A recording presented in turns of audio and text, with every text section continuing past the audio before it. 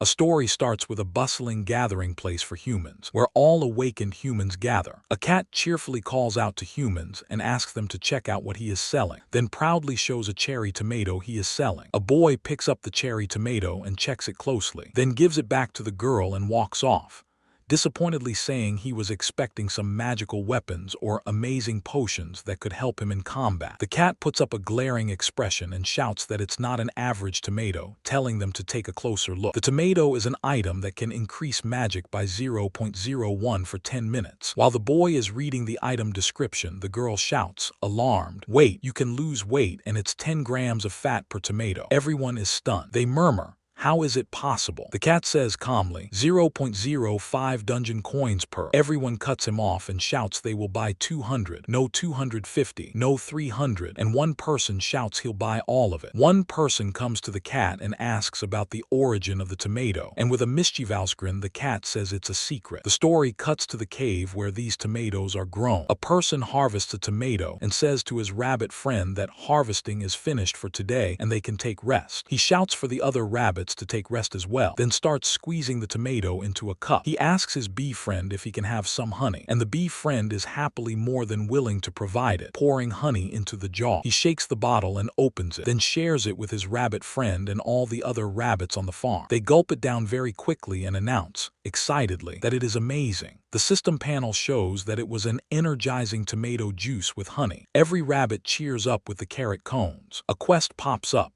where the administrator is asking for the honey water which they had without reward, with consequences of guilt tripping. He dismissively shoves the quest aside, saying he will make one later for the administrator. From the opening of the cave, the cat jumps down shouting the name Sejun. "Your Tio is back." This is how we understand that the name of the farmer is Sejun, and the name of the cat is Tio. Sejun catches Tio and asks how he came back that fast. Tio shows a bag full of coins and says it's sold out very quickly. Sejun rewards Tio with 1 hour of CEO position.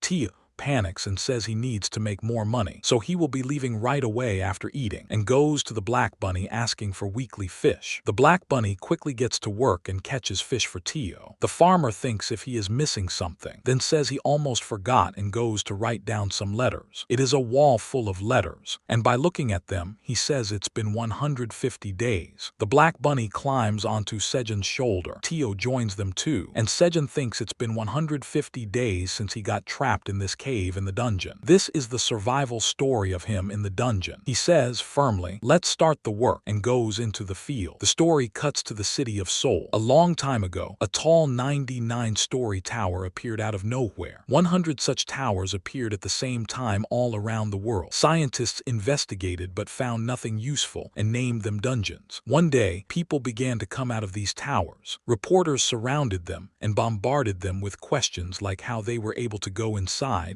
and how they survived. One of the people answered that he got sucked into a portal which appeared out of nowhere and got teleported to the first floor of the dungeon. News spread like wildfire all around the world, and they started calling them Awakens. The president of the newly formed committee started explaining that according to Awakens and research done by scientists, all towers are connected to each other. You will find yourself on the first floor of the dungeon after entering and can choose a class between magician or swordsman. Monsters will appear from the second floor. In order to get rewards, you need to defeat monsters and clear the floor. He also shows that monsters can drop awakening tickets. A reporter asks what the ticket does, and the president replies that with this ticket you can travel inside the dungeon and be able to awaken. Another reporter raises the question of why someone would willingly go into a monster's den. The president replies by showing a pile of gold coins and dropping them in front of the crowd. The cashier is watching the news on her phone. The news reporter says that the price of a dungeon ticket has increased.